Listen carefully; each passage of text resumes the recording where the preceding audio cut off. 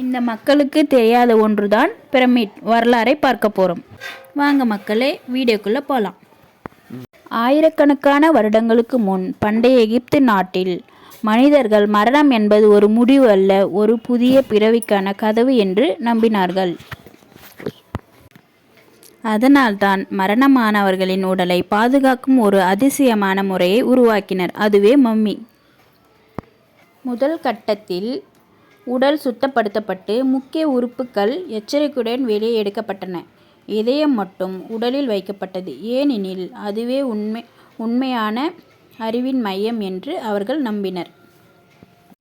அடுத்து நட்ரன் என்ற உப்பு கொண்டு உடல் முழுவதும் 40 நாட்கள் உலர்த்தப்பட்டது. இது உடலை அழுகாமல் பாதுகாத்தது. பிறகு வாசனை மருந்துகள், எண்ணெய்கள் தடவி நீளமான பட்டு துணியில் உடலை மடித்து ஒரு புதிய உருவத்தை கொடுத்தார்கள். இறுதியில் தங்கம் மற்றும் இரத்தினங்கள் பொறிக்கப்பட்ட அழகான சர்கோபஸ் என்ற பெட்டியில் மம்மி வைக்கப்பட்டு இரகசியமான ஒரு கல்லறையில் அடைக்கப்பட்டது.